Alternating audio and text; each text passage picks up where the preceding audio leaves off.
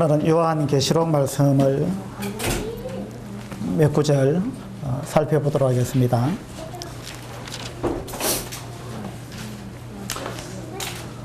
요한계시록에는 크게 세 가지가 등장하는데, 그것은 요한계시록 1장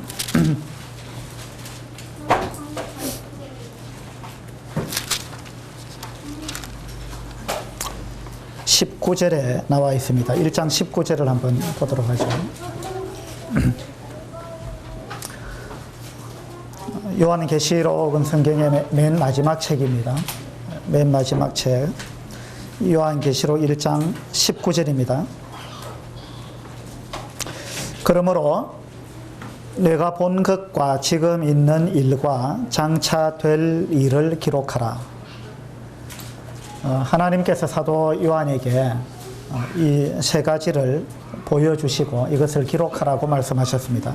그것은 첫 번째는 내가 본 것이고, 두 번째는 지금 있는 일이고, 세 번째는 장차 될 일입니다. 그래서 요한계시록에는 이 세 가지가 기록이 되어 있습니다. 요한계시록 1장에는 주님께서 사도 요한에게 보여준 것이 있습니다. 지금 본 것, 그것은 바로 주님의 모습이었습니다. 그것이 요한계시록 1장에 기록되어 있고, 그 다음에 지금 있는 일은 요한계시록 2장과 3장에 기록되어 있습니다. 이것은 현재 시대를 이야기하는 것입니다. 그리고 이제 요한계시록 4장부터 요한계시록 끝까지는 장차 될 일입니다. 그러니까 요한계시록의 대부분은 장차 될 일을 기록한 것입니다. 다시 말해서 앞으로 있을 일, 장래에 될 일, 그것을 기록해 놓은 것이 요한계시록이다, 이러한 이야기입니다. 오늘은 그 중에서 요한계시록 2장과 3장에 나오는 지금 있는 일, 다시 말해서 현 시대 우리들에게 해당되는 그러한 말씀 중에 한 부분을 상고해 보고자 합니다. 요한계시록 2장과 3장에는 7교회가 등장하는데요. 이 7교회는 사도 요한이 살고 있던 그 당시에 소아시아 지역에 실제로 있었던 교회들입니다. 에베소 교회와 또 어떤 교회죠? 스무나 교회와 버가모 교회, 그리고 두아디라 교회, 그리고 요한계시록 3장 1절에 나오는 사대 교회, 7절에 나오는 빌라델비아 교회, 그리고 14절부터 나오는 라오디게아 교회입니다. 이 7교회는 그 당시에 실제로 있었던 교회고, 또 이 7교회는 현재 교회 시대를 상징적으로 보여주는 그러한 교회들입니다. 그래서 초대 교회의 모습, 처음 시작될 때의 교회의 모습을 그 에베소 교회가 보여주고 있다면은, 마지막 시대, 교회 시대가 끝날 때 이 마지막 시대의 교회의 모습은 요한계시록 3장 14절부터 나오는 라오디게아 교회의 모습을 통해서 하나님께서 보여주고 있는 것입니다. 그래서 오늘은 그 마지막 교회의 모습, 이 라오디게아 교회의 모습이 어떠한가, 이러한 부분을 묵상해 보면서 어쩌면 마지막 시대에 살아가고 있는 우리들의 모습이 아닌가, 이러한 부분에 초점을 맞추어서 말씀을 보기를 원합니다. 요한계시록 3장 14절부터 몇 절을 읽도록 하겠습니다. 요한계시록 3장 14절. 라오디게아 교회의 사자에게 편지하라. 아멘이시요, 충성되고 참된 증인이시요, 하나님의 창조의 근본이시니가 이르시되, 내가 내 행위를 아노니 내가 차지도 아니하고 뜨겁지도 아니하도다. 내가 차든지 뜨겁든지 하기를 원하노라. 내가 이같이 미지근하여 뜨겁지도 아니하고 차지도 아니하니 내 입에서 너를 토하여 버리리라. 내가 말하기를 나는 부자라 부요하여 부족한 것이 없다 하나 내 공고한 것과 가련한 것과 가난한 것과 눈먼 것과 벌거벗은 것을 알지 못하는도다. 내가 너를 권하노니 내게서 불로 연단한 금을 사서 부요하게 하고 흰 옷을 사서 입어 벌거벗은 수치를 보이지 않게 하고 안약을 사서 눈에 발라 보게 하라. 무릇 내가 사랑하는 자를 책망하여 징계하노니 그러므로 내가 열심을 내라. 회개하라. 볼지어다 내가 문 밖에 서서 두드리노니 누구든지 내 음성을 듣고 문을 열면 내가 그에게로 들어가 그와 더불어 먹고 그는 나와 더불어 먹으리라. 주님께서는 라오디게아 교회를 향해서 여러 가지 책망을 하셨습니다. 이 라오디게아 교회의 모습은 마지막 시대, 말세를 살아가는 이 시대의 교회의 모습일 것으로 그렇게 생각이 됩니다. 이 라오디게아 교회의 가장 큰 특징이 무엇이겠습니까? 첫 번째 질문입니다. 3개 이상 질문하지 않으려고 애를 쓰겠습니다. 너무 또 어렵게 생각하시지 말고 한번 대답해 보세요. 라오디게아 교회의 가장 큰 특징은 무엇일까요? 미적지근하다. 미적지근하다. 미지근하다는 거죠. 뜨겁지도 않고 차지도 않다. 미지근하다. 물에 물 탄 것 같이, 술에 술 탄 것 같이, 미적지근하다. 이것이 라오디게아 교회의 큰 특징 중에 하나입니다. 또 어떤 특징이 있을까요?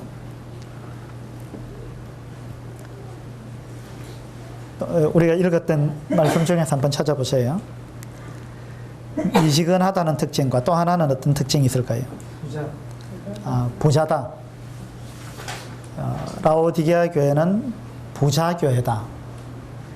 그런데 실제로는 부자가 아닙니다. 그죠?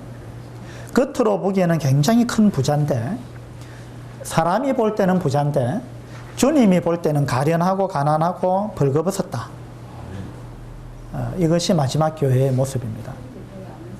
네. 질문 하나 더 할까요? 다른 특징도 한번 찾아보세요. 라오디게아 교회의 또 다른 특징은 무엇일까요?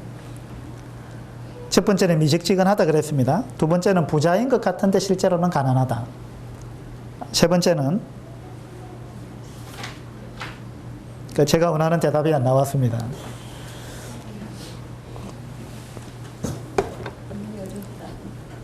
눈이 어둡다. 눈이 멀었다. 예, 그것도 라오디게아 교회의 특징 중에 하나입니다. 그들은 눈을 떴다고 생각했지만 실제로는 눈을 뜨지 못한 소경과 같은 그런 가운데 있었습니다. 그래서 안약을 사서 눈에 발라보게 하라. 이런 말씀을 하고 있습니다. 제가 원했던 답은 20절에 있습니다. 20절 보시면 볼지어다 내가 문 밖에 서서 두드리노니 누구든지 내 음성을 듣고 문을 열면 내가 그에게로 들어가 그와 더불어 먹고 그는 나와 더불어 먹으리라. 이렇게 주님께서 말씀하셨습니다. 이 말씀을 통해서 보게 될 때 라오디게아 교회의 큰 특징 중에 하나는 라오디게아 교회 안에 주님이 계시지 않고 주님은 교회 밖에 계셨다라는 이야기입니다. 우리는 이 요한계시록 3장 20절 말씀을 가지고 복음 전할 때 많이 사용합니다. 문을 열어라. 그리고 주님을 영접하라.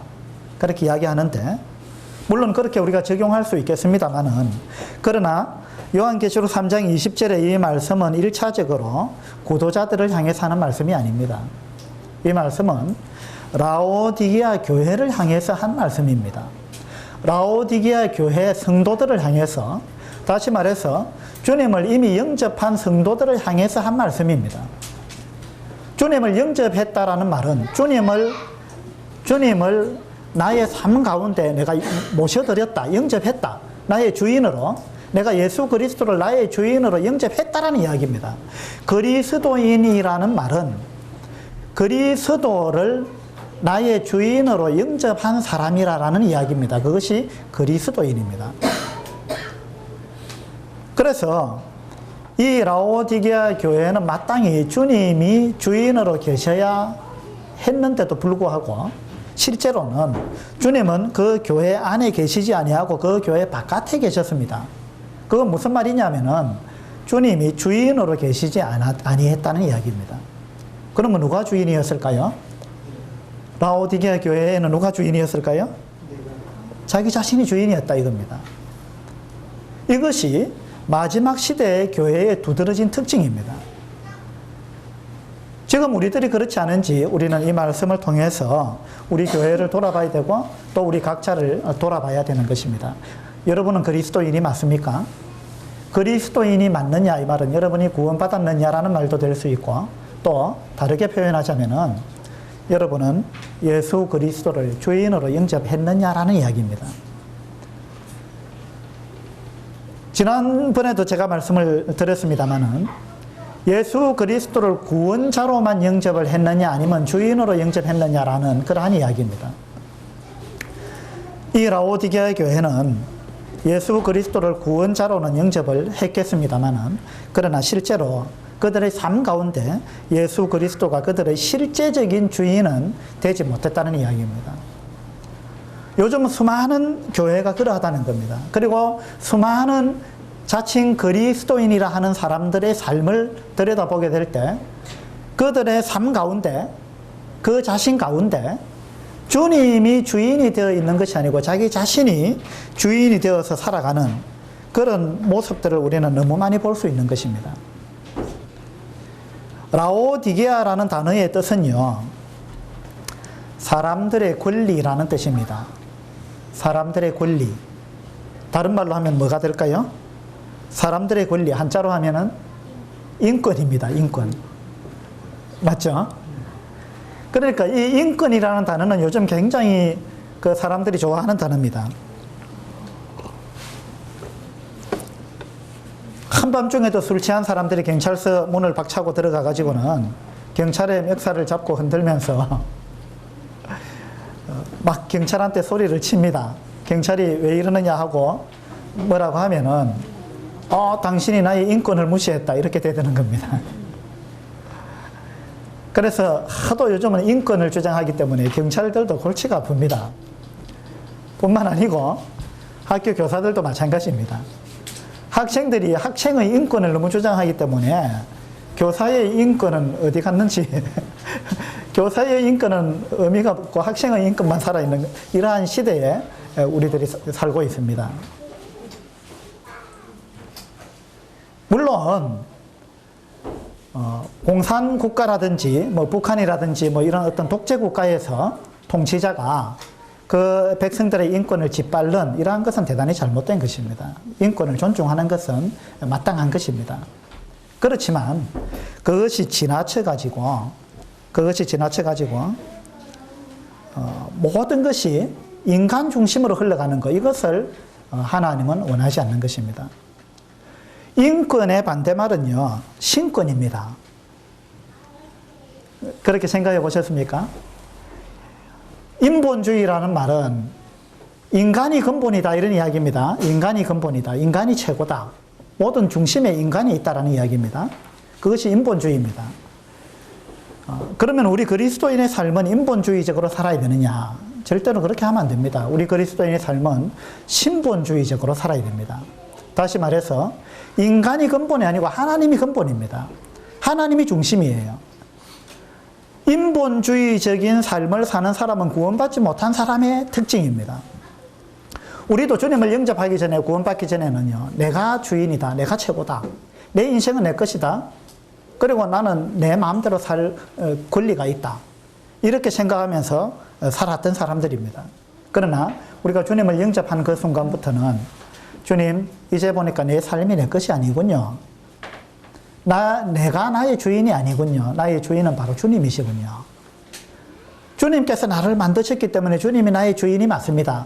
주님께서 나를 위해서 목숨을 내놓으시고 나를 구원하셨기 때문에 주님이 말 그대로 나의 주인이십니다. 라는 것을 인정하는 것이 진짜 그리스도인입니다. 그런데 이 마지막 교회의 모습은요, 이러한 모습이 사라져버렸습니다. 이것이 라오디게아 교회의 모습입니다. 그래서 우리들의 삶도 어쩌면은 주님은 온데간데 없고 우리의 삶의 모든 영역 가운데서 내가 완전히 주인이 되어가지고 내 생각대로 내 방식대로 그렇게 살고 있지 않은지 이런 부분들을 우리가 한번 돌아봐야 될 것입니다. 볼지어다 내가 문 밖에 서서 두드리노니, 내가 문 밖에 서서 두드리노니. 누가 문 밖에 있습니까? 주님이. 주인이 쫓겨났다는 이야기예요. 주인이 문 밖에 있다는 이야기입니다. 지난번에도 제가 이 그림을 보여드렸는데 스크린을 한번 봐주시기 바랍니다.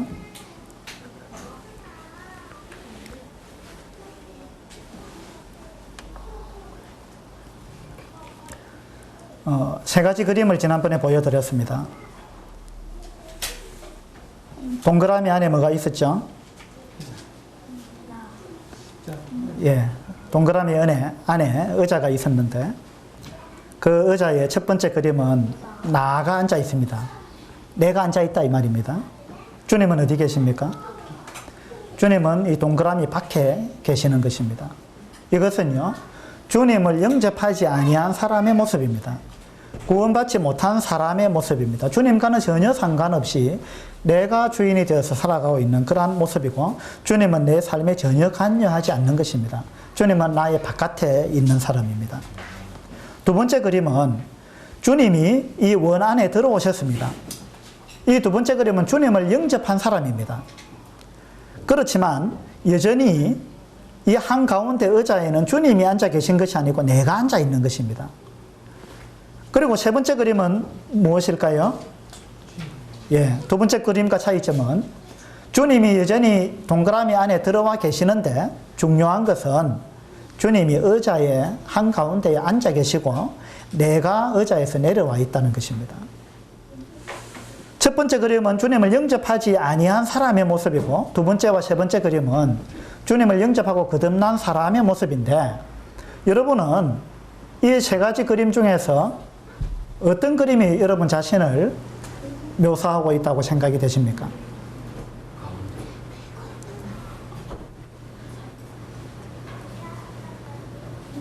아직 구원받지 못하신 분은 첫 번째 그림일 테고요.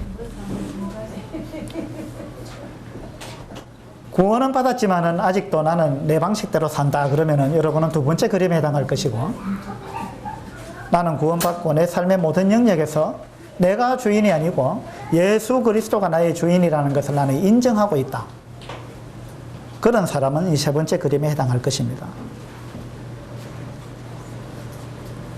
제가 우스갯소리를 하나 해드리겠습니다. 요나하고 노아하고 삶의 가장 큰 차이가 뭔지 아시겠습니까? 요나와 노아. 어떤 사람이 이렇게 풀이를 했어요. 요나는 하나님 보시기에 좀 하나님을 기쁘시게 하는 그런 삶을 살지 못했던 선지자인데, 왜 그랬느냐 하면은 요나가 문제이기 때문에 자기 속에 나가 가득 차 있는 사람이 요나라는 거예요. 그러면 노아는 주님을 기쁘시게 한 사람인데, 노아는 아자는 나아자. 그래가지고 내가 아닙니다. 그것이 이제 요나와 노아의 차이점이다 이러더라고요. 그 참 우스갯소리입니다만은 그 참 의미가 있는 이야기입니다. 그렇죠? 여러분은 요나입니까? 아니면은 노아입니까? 창세기 6장을 보시면요,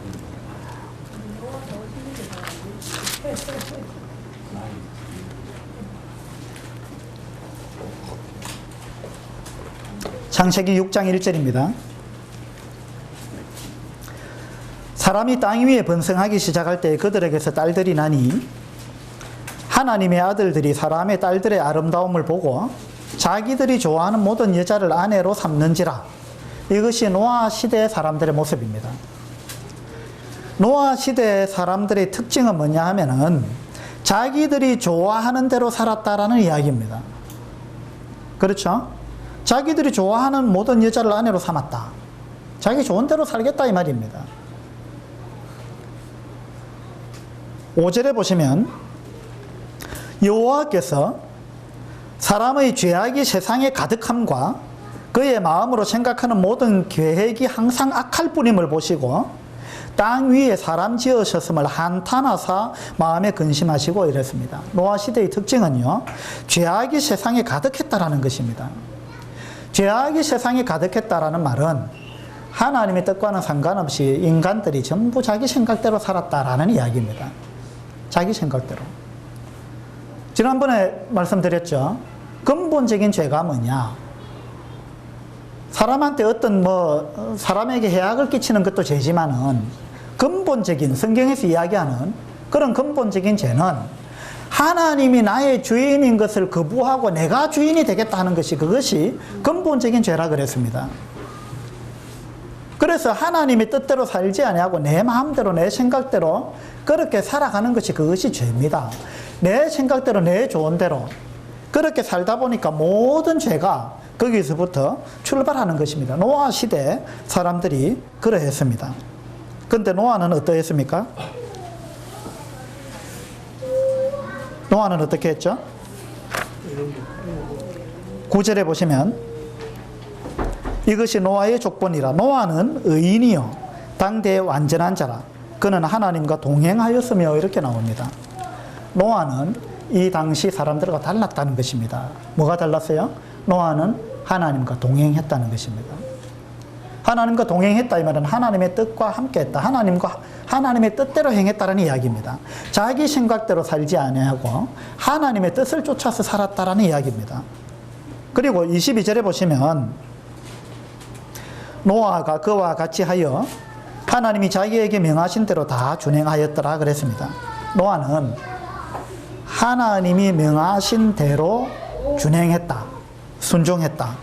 이것이 노아의 삶의 특징입니다. 이 마지막 시대에 살아가는 우리들의 모습이 어쩌면 노아 시대에 죄악이 관영했던, 자기 중심적으로 살았던 그런 사람들의 모습일 것이고, 그것을 요한계시록에서는 라오디게아 교회의 모습으로 그렇게 저희들에게 말씀해 주고 있는 것입니다. 여러분이 주님을 영접을 하셨다면 주님이 주인되게 살아야 마땅한 것입니다. 부모를 집에 모시고 살면 효자입니까? 효자가 아닙니까? 효자죠. 그죠? 부모 안 모시는 사람 많습니다. 물론 이제 부득이한 경우가 있겠습니다만은, 그러나 모실 수 있는데도 불구하고 모시지 않고 부모 혼자서 그냥 힘들게, 거동도 불편하고 또 생활 여건도 어렵고 한데 모시지 않고 봉양하지 않고 그렇게 산다는 것은 불효일 것입니다.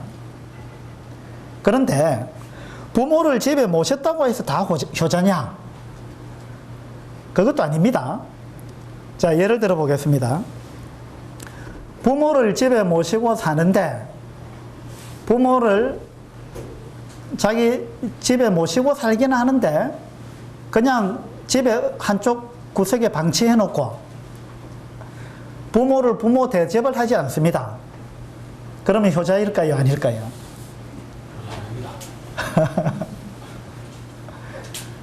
부모를 집에 모시고 살기는 사는데 부모하고 대화를 안 해요. 부모하고 상의를 안 합니다.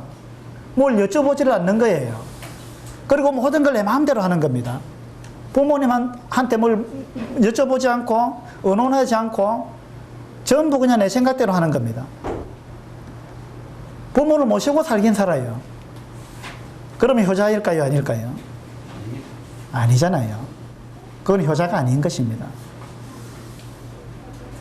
우리가 주님을 모시고 삽니다. 주님을 영접했다는 건 주님을 내 속에 모셨다는 이야기잖아요. 주님을 영접했습니다. 그렇게 살아가는 것이 그리스도인의 삶인데, 주님을 내 속에 영접을 하긴 했는데 주님과 상의하지 않습니다. 주님과 대화하지 않습니다.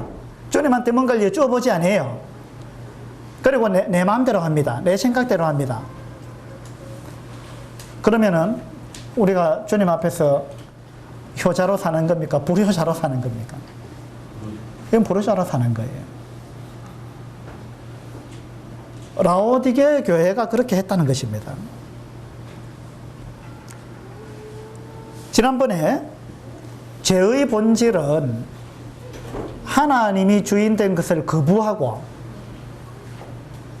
내가 주인 되어서 살겠다는 반역적인 그러한 성향을 죄라 그랬고, 구원이라는 것은, 우리가 구원받았다는 것은 여기에서 돌이켜가지고 하나님이 저의 주인이시군요 하고 하나님을 나의 주인으로 영접한 것을 구원받은 거다, 그렇게 말씀드렸고, 이렇게 해서 우리가 주인을 바꾼 사람을 회개한 사람이다, 이렇게 말씀드렸습니다. 그렇죠? 물론 우리가 이제 십자가를 통해서 죄 용서 받는 것은 거기에 다 포함된 것입니다. 그래서 진정으로 회개한 사람은 주인을 바꾼 사람입니다.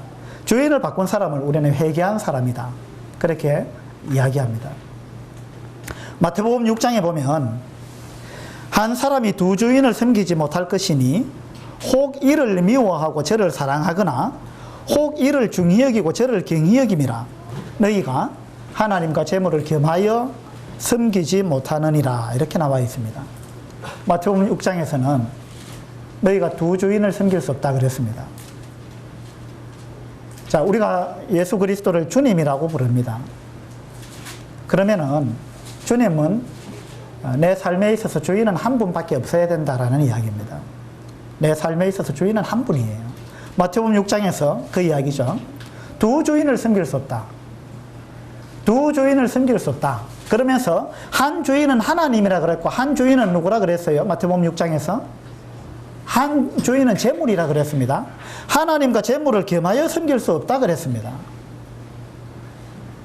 그러니까 어떤 사람이 하나님을 주님이라고 부르면서도 실제로는 돈을 주인으로 섬기는 그런 사람을 살 수도 있다라는 이야기입니다. 자, 우리 솔직히 한번 이야기해 봅시다. 여러분의 삶은 진짜 예수 그리스도가 주인이십니까? 여러분의 가정의 주인은 누구십니까? 주님. 맞습니다. 주님이 돼야 됩니다. 여러분이 가지고 있는 돈의 주인은 누굽니까? 다시 말해서 그 돈이 누구 거냐 이 말입니다. 여러분이 열심히 일해서 벌었기 때문에 여러분 것입니까? 그렇게 생각하는 사람은 그리스도인이 아닙니다. 실제로는요. 그리스도인은 청직이라 그러죠. 청직이라는 말은 내가 주인이 아니다 이 말입니다. 청직이라는 말은 주인의 것을 내가 대신 맡아서 관리하는 관리자라는 이야기입니다. 그것이 청직이라는 말입니다. 여러분의 생명은 누구 것입니까? 여러분 것입니까? 그러면 여러분 것이라면 여러분 크게 착각하고 있는 거예요. 여러분 생명이 여러분 것이라면 여러분 생명을 여러분이 창조했습니까? 아니잖아요. 여러분의 생명은 하나님이 창조하셨기 때문에 하나님 것입니다. 여러분한테 주어져 있는 시간, 다른 말로 하면 인생이라 할 수도 있습니다. 여러분한테 주어진 시간, 그건 누구 것입니까? 여러분 것입니까? 하나님 것입니다. 그렇다면 그 시간을 누구의 뜻대로 사용해야 됩니까? 누구를 위해서 사용해야 됩니까? 주인 뜻대로 사용해야 됩니다. 돈도 마찬가지입니다. 여러분이 가지고 있는 돈이, 또 여러분이 가지고 있는 모든 것, 여러분이 가지고 있는 집이든 여러분이 가지고 있는 자동차든 여러분이 가지고 있는 그 모든 것은 다 여러분 것이 아닙니다. 실제로는 그거 다 하나님 것입니다. 이것을 실제로 인정하는 사람이 그리스도인이에요. 그렇다면 그것을 누구 뜻대로 사용할 거냐 이 말입니다. 여러분은 시간을 누구 뜻대로 사용하고 있습니까? 여러분이 가지고 있는 재능, 여러분이 가지고 있는 은사는 누구 것입니까? 누가 줬습니까? 자, 여러분이 영어를 잘한다. 영어를 잘한다. 누구 덕분에 잘한 거죠? 여러분의 머리가 좋아서? 아닙니다. 물론 그런 측면도 있죠. 그 머리가 좋으면 그 머리 누가 줬습니까? 그 좋은 머리 누가 줬느냐 이거예요. 그 머리 자기가 만들었어요? 아니잖아요. 하나님이 다 주신 겁니다. 여러분의 두뇌도 하나님이 주신 거고 여러분의 생명도 하나님 주신 거고 전부 하나님 겁니다. 그러면 어떤 사람이 영어를 잘한다. 그러면은 하나님이 그렇게 해주신 거예요. 물론 노력도 했죠. 그렇지만 노력도 노력할 수 있도록 하신 분은 하나님이십니다. 모든 근본을 따져 들어가면 다 하나님으로부터 출발하는 거예요. 그죠? 그렇다면은 여러분이 영어를 잘한다면은 그 잘하는 영어 어디에 써먹어야 되겠느냐 이 말입니다. 그래서 우리가 토요일마다 영어 성경학교를 하고 있는데 우리 김진성 형제가 호주로 가버리고 나서 이제 영어 교사가 부족해가지고 제가 이제 어제 성도님들한테 문자를 쭉 돌렸어요. 토요일마다 영어 성경학교를 하고 있는데 여러 어린아이들이 와서 배우고 있는데 영어 교사가 부족하다. 그래서 영어 잘하시는 분들 좀 교사로 자원하면 좋겠다 하고 문자를 돌렸는데 청년 자매님 한 분이 답이 왔어요. 몇 시에 합니까? 이렇게 왔어요. 그래서 이제 2시부터 한다. 그러니까 오늘 제가 가겠습니다 하고 왔어요. 그래서 그 문자를 받고 제가 참 기뻤습니다. 영어를 전공하고 있는 자매님이죠. 그러면 자, 영어를 전공하고 있습니다. 그 영어를 잘해요. 그거 어디에 써먹을 거냐 이 말입니다. 어디에 쓸 거냐 이거예요. 하나님이 그거 잘할 수 있는 뭔가를 주셨습니다. 그리고 영어를 배울 수 있는 기회를 주셨어요. 왜 하나님이 기회를 주셨느냐 이거죠. 뭘 하라고, 어디에 써먹으라고, 무엇 하라고. 우리 그리스도인은 항상 이걸 생각해야 됩니다. 하나님이 왜 나를 여기에 있게 하셨는가? 하나님께서 왜 나한테 이것을 주셨는가? 왜? 무엇 하라고? 어디에 쓰라고? 이것을 생각하는 사람이 그리스도인입니다. 모든 것을 하나님과 연관지어서 생각하는 사람이 그리스도인이에요. 그것이 우리 스크린에 나와 있는 그림 중에 3번째 그림이지 않겠어요? 이것이 진짜 그리스도인입니다. 어떤 사람이 목소리가 참 좋습니다. 하나님이 좋은 목소리를 주셨습니다. 그 목소리 누구 것입니까? 자기 거예요? 하나님 겁니다. 그러면 하나님이 왜 그 사람한테 좋은 목소리를 주셨느냐 이 말입니다. 왜 주셨어요? 무언가 하나님의 일에 그것을 사용하라는 것입니다. 그 목소리의 주인은 하나님이셔요. 하나님이 쓰시고자 할 때 당연히 내어드려야 됩니다. 그렇죠? 주님이 제자들을 보내가지고 나귀 새끼를 풀어서 끌고 오라 그랬습니다. 제자들이 이야기하기를, 주인이 묻기를 왜 풀어가느냐 물으면 뭐라고 대답할까요? 물으니까 주님께서 말씀하시기를 주가 쓰시겠다 하라 그랬습니다. 주가 쓰시겠다 하라. 그러니까 그 나귀 새끼의 주인이 두말하지 않고 풀어줬습니다. 그거 뭐냐 하면은 이 나귀 새끼의 주인이 내가 아니고 예수 그리스도라는 것을 인정했다는 이야기입니다. 이것이 진짜 그리스도인입니다. 여러분 무언가의 실력이 있습니까? 그거 누가 주셨는지 아십니까? 하나님이 주셨어요. 그러면은 하나님이 원하실 때 여러분 그거 사용해야 됩니다. 그게 그리스도인이에요. 여러분 사업을 하고 계십니까? 그 사업이 누구 건지 아십니까? 누구 거예요? 여러분이 창업해서 여러분 것입니까? 아니에요. 그거 하나님 것입니다. 제가 이랜드 그룹에 있을 때 이랜드 사장은 강의 시간에 이런 이야기를 했습니다. 내 방에 오면, 사장실에 오면은 가장 중앙에 의자가 하나 있는데 그것은 내 의자가 아니다 이렇게 이야기했습니다. 내 의자는 따로 있고 거기에 또 다른 의자가 하나 있는데 가장 중앙에 있는 의자는 내 의자가 아니다 그랬습니다. 그래서 우리가 물었습니다. 그 의자는 누구의 의자입니까? 물었는데 그 사장이 대답하기를 사장실에 있는 가장 좋은 의자는 바로 하나님의 의자입니다. 이렇게 이야기했어요. 이런데 사장은요, 그와 같은 마음을 가지고 그 회사를 경영했습니다. 하나님께서 많은 축복을 주셨어요. 생각해 보세요. 어렵게 구멍가게에서부터 출발한 것이 이랜드 그룹입니다. 그 이랜드 그룹이 급성장했습니다. 거기에는요, 분명한 이유가 있다고 저는 생각합니다. 거기에는 이랜드 그룹의 사장이요, 벌써 마인드가, 마음이, 이 기업은, 이 회사는 내 것이 아닙니다. 이 회사는 하나님 것입니다. 이 회사의 주인은 하나님이십니다.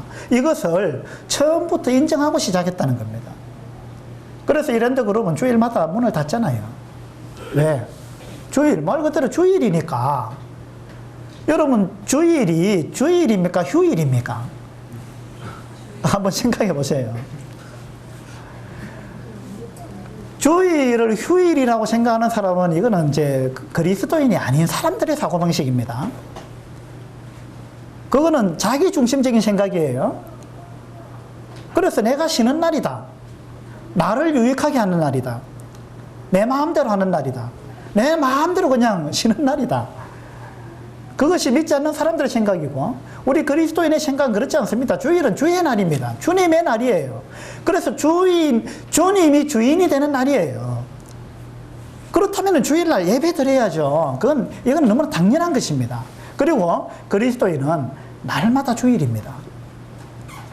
일주일의 첫날만, 일요일만 주일이 아니고요. 실제로는 일요일부터 토요일까지 모든 날이 주일이에요. 이것이 그리스도인의 삶입니다. 다시 말해서 내 삶의 모든 순간순간이, 또 매일매일 그 모든 날이 바로 주님의 날입니다. 주님이 주인이십니다라는 것을 인정하는 것입니다. 그런데 라오디게아 교회의 모습은 이와 정반대의 모습이었습니다. 거기는 인권이 판을 치고 인본주의가 판을 치는 그러한 교회였습니다. 어쩌면은 이것이 우리 마지막 교회의 모습이 아니겠습니까? 우리들도 여기에 얼마나 많이 물이 들어있는지 모릅니다. 여러분 자신을 가만히 돌아보세요. 정말 내 삶의 모든 영역에서 예수 그리스도 그분이 주인이 맞는가? 그분이 내 삶을 주관하고 계시는가? 아니면은 주님은 제쳐놓고, 주님은 의자에서 내려놓고 내가 운전대를 잡고 내 인생을 내가 주관하고 있는가? 여러분 자신을 한번 돌아보시게 되기를 바랍니다. 여러분 공부는 왜 합니까?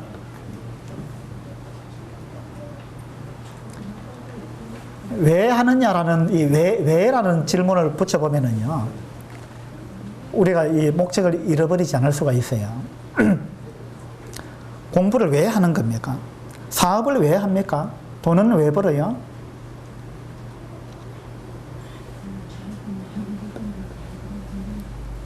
이것은, 모든 것은요, 주인이 누구냐를 생각할 때 이 문제가 해결이 되는 거예요. 공부해서 어디에 써먹을 거냐 이거예요. 공부해서 남주나 이런 이야기가 있는데 그것은요, 믿지 않는 사람들의 사고방식입니다. 자기만을 위해서 공부하는 것은 그건 그리스도인의 사고방식이 아닙니다. 그리스도인의 삶의 철학이 아니에요. 공부해서 주님의 뜻대로 사용하기 위해서 우리는 하는 겁니다. 돈을 왜 버느냐? 주님의 뜻대로 사용하기 위해서.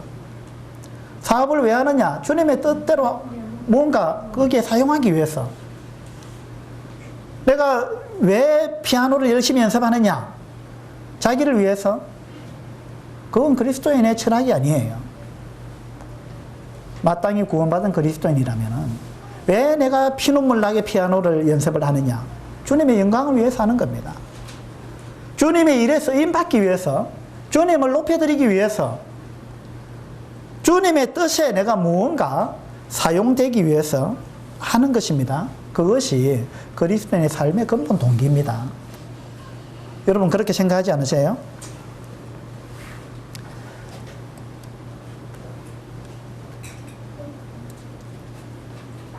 그래서 영어 성경학교를 제가 가만히 생각하면서 마음에 참 한편으로는 기쁨이 있었고 한편으로는 슬픔이 있었는데, 젊은 청년들은 뭘 하고 왜 30대, 40대, 50대 자매님들이 그 아이들 영어 가르친다고 머리 잘 돌아가는 젊은 청년들은 어디서 뭘 하고.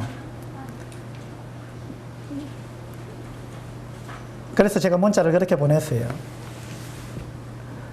30대, 40대, 50대 아주머니, 할머니들이 하고 있다.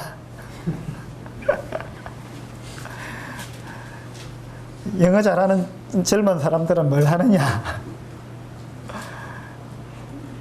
그런 문자를 제가 누구한테 보냈어요. 자, 여러분이 차를 가지고 계십니다. 그 차를 가지고 여러분만을 위해서 사용하신다면은 여러분 뭔가 지금 잘못하시는 거예요. 차를 하나님이 주셨다면은 그 차의 주인은 하나님이십니다. 그러면은 주일날 아침에 좀 일찍 오셔서 연세 드신 분들 좀 모시고 오세요. 마땅히 그래 해야 되지 않겠어요?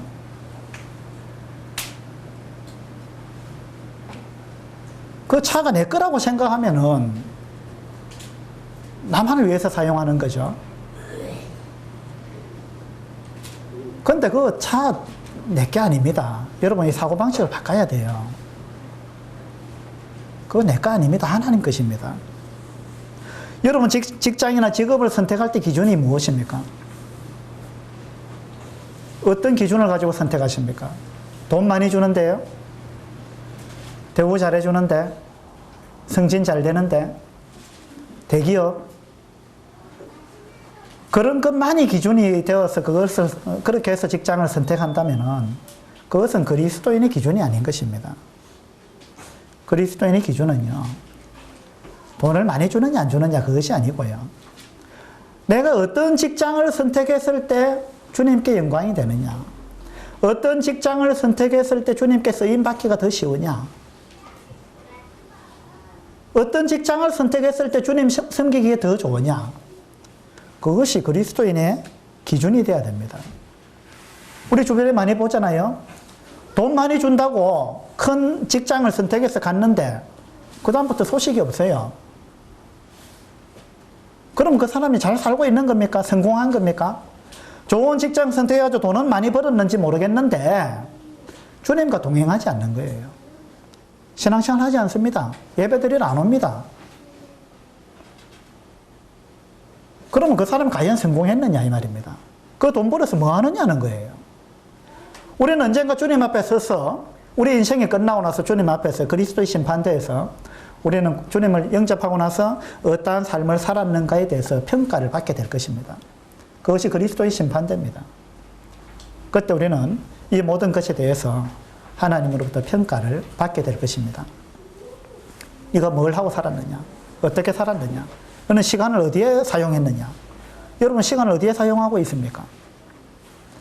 여러분 돈 어디에 사용하고 있습니까? 한번 생각해 보세요. 여러분 돈 벌어가지고 어디에 최고 많이 투자하고 있는지, 어디에 많이 쓰고 있는지, 그것이 하나님의 일과 어떤 연관이 있는지, 하나님의 생각과 하나님의 뜻과 어느 정도 연관이 있는지 그런 걸 한번 생각해 보라는 겁니다.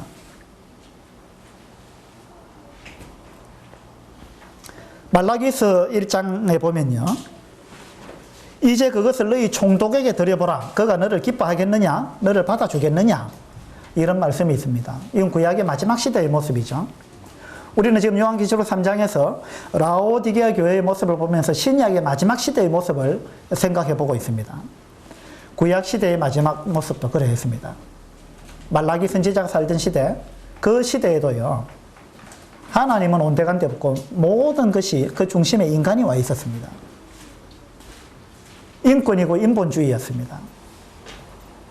그래서 하나님 앞에 뭔가를 그들이 들고 와서 제물을 하나님께 드리는데 병든 것, 저는 것, 눈먼 것 이런 것을 바쳤습니다. 하나님께서 되묻기를 그것을 너희 총독한테 한번 갖다 줘봐라. 하나님이 받겠느냐? 총독이 받겠느냐? 그렇게 말씀하셨어요. 자, 여러분 우리한테 적용시켜 봅시다. 우리가 시간을 엉뚱한 데 다 써버리고 엉뚱한 데 시간을 다 써버리고 짜투리 시간 좀 남으면은 하나님 말씀 한번 들여다보고 짜투리 시간 남으면은 기도 조금 하고 시간 안 남으면은 기도 안 하고 말씀 안 보고, 그것은 시간의 주인이 하나님이라는 사실을 부인하는 것입니다. 그것은 짜투리 시간을 하나님께 드리는 것입니다. 그것은 말라기 시대에 이스라엘 백성들이 눈먼 것, 병든 것, 저는 것을 하나님께 갖다 드린 거와 똑같은 것입니다. 좋은 것은 자기가 먼저 차지하고 좋은 거 자기가 먼저 다 차지하고 필요 없는 거, 쓸데없는 거, 그런 거 하나님께 드렸다는 것입니다.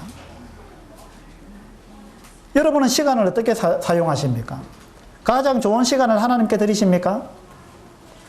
생각해 보세요. 그냥 하루 종일 바쁘게 허둥지둥 살다가 시간 남으면 하나님 앞에 무릎 꿇고 그렇게 한다면 여러분은 짜투리 시간을 하나님께 드리는 겁니다. 하나님께서 여러분한테 물으실 거예요. 그것을 너희 회사 사장한테 한번 갖다 줘봐라. 받겠느냐? 여러분 생각해 보세요. 여러분이 직장인이라면은 직장에 하루 중에서 가장 좋은 시간을 여러분의 직장에 갖다 바치고 있는 것입니다. 직장은 그걸 요구합니다. 그걸 요구하고 여러분한테 돈을 주는 것입니다. 그래서 여러분은 가장 좋은 시간을 갖다 바칩니다. 그런데 여러분의 직장에서 월급을 받는데도 불구하고 하루 종일 낮에 자기 할 일 다 하다가 저녁에 허둥지둥 와가지고 조금 회사 일을 했습니다. 그러면 회사 사장이 뭐라 하겠어요? 좋아하겠습니까? 그건 직장인의 도리가 아닌 것입니다. 하나님 앞에서도 마찬가지입니다. 여러분 하나님 앞에 시간을 어떻게 드리느냐 이거예요. 하나님 앞에 물질을 어떻게 드리느냐 이 말입니다. 여러분의 인생을 하나님께 드리고 있습니까?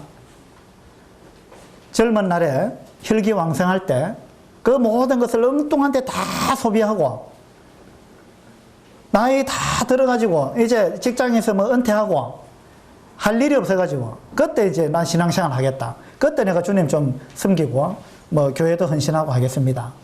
그것은요 말라기 시대에 병든 것, 저는 것, 눈먼 것 하나님께 가져온 것하고 똑같은 것입니다. 물론 우리가 나이가 들어서도 그렇게 해야죠. 그렇지만 젊었을 때 하면 또 얼마나 더 좋습니까? 여러분의 젊음을 하나님께 드려야 되는 것입니다. 그것이 하나님이 우리의 주인이라는 것을 우리가 인정하는 삶인 것입니다. 여러분 젊음을 하나님께 드리고 있습니까? 아니면은 여러분 젊으신 분들 한번 생각해 보세요. 여러분 시간을 어디에 다 바치고 있는지, 여러분의 정력을 어디에 다 바치고 있는지 한번 생각해 보세요. 여러분이 가지고 있는 것, 시간과 물질과 재능과 은사와 이 모든 것들 어디에 내가 바치고 있는지 이러한 부분들을 여러분이 한번 생각해 보시게 되기를 바랍니다. 그래서 오늘은 이 라오디게 교회의 모습을 통해서 주님이 교회 밖에 밀려나 있는 모습, 이것이 바로 우리의 모습이 아닌가라는 사실을 우리 한번 생각해 봤습니다. 그리스도인이라는 것은 주님을 주인으로 인정한 사람입니다. 여러분은 주님이 여러분 밖에 계십니까? 여러분 안에 계십니까? 여러분 안에 계시다면은 그 주님이 여러분의 삶의 한가운데의 좌정에 계십니까? 아니면 변두리에 그냥 주님을 팽개쳐 놓고 여러분이 주인이 되어서 살아가고 있습니까? 여러분은 요나입니까? 노아입니까? 한번 생각해 보시고 더 이상 여러분이 중심이 되는 그러한 삶을 살지 않게 되기를 바랍니다. 주님을 주님 되게 하는 것, 그것이 진짜 그리스도인의 삶이고 이 시대에 하나님께서 우리들에게 정말로 요구하시는 삶은 주님을 주님 되게 하는 그러한 삶인 것입니다. 그래서 우리 삶의 모든 영역에 있어서 주님이 다스리게 되기를, 그렇게 되기를 바랍니다. 우리 사회에 보시는 형제님이 제가 이제 제 핸드폰을 우리 애들이 자꾸 갖고 놀다 보니까 문자를 잘 못 받는데 보니까 오늘 말씀의 주제가 뭡니까? 그 주제에 맞추어서 좀 사회를 준비하려고 합니다. 뭐 이런 문자가 2번이나 들어와 있던데 제가 답을 못 해드렸어요. 그런데 오늘 찬송을 선택하고 하는 걸 보니까 주님이 인도하셔가지고 주제에 맞는 곡을 이렇게 선택하셨더라고요. 38장을 우리 찬송했는데 예수 우리 왕이여 이곳에 오셔서 우리가 왕께 드리는 영광을 받아주소서. 우리는 주님의 백성, 주님은 우리의 왕이라. 왕이신 예수님 오셔서 좌정하사 다스리소서. 좌정하사 다스리소서. 우리 왕이신 예수님. 예수님이 우리의 왕입니다. 이것이 그리스도인의 고백입니다. 그죠?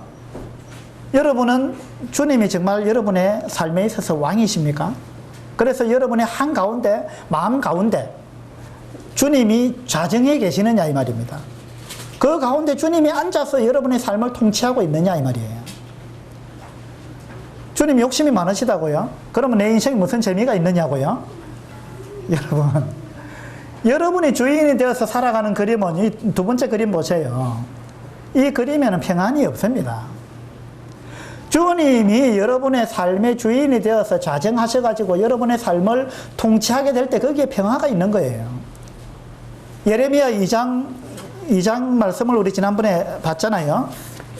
그 말씀에도 보면 그런즉 내 하나님 여호와를 버림과 내 속에 나를 경외함이 없는 것이 악이요 고통인 줄 알라 그랬습니다. 여러분이 주인이 되어서 사는 삶 자체가 고통이에요. 그것이 악입니다. 우리 경험했잖아요. 얼마나 더 경험해봐야 되겠습니까? 운전 못하는 사람이 운전하면 고통스럽습니다. 초보자가 운전하면, 운전 잘하는 사람이 운전하면 편안한 것입니다. 그래서 주님이 운전을 하시면 우리의 삶이 평화로운 것입니다. 우리의 삶이 왜 고통스러우냐, 왜 문제투성이냐, 내가 주인이기 때문에 그런 겁니다. 내가 주인이기 때문에. 그래서 여러분의 삶의 모든 영역 가운데 정말 주님을 주님 되게 하셔서 우리가 정말 그리스도인다운 그런 삶을 살게 되기를 바랍니다. 주님께서 라오디게아 교회를 향해서 볼지어다 내가 문 밖에 서서 두드리노니 이랬습니다.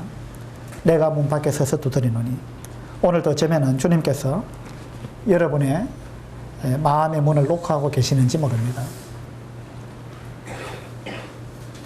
이 문은요, 이 화가가 그린 그림이 있죠. 이 요한계시록 3장에 이 라오디게아 교회의 모습을 그림으로 그렸는데 주님이 바깥에서 문을 녹화하고 있는 그림이에요.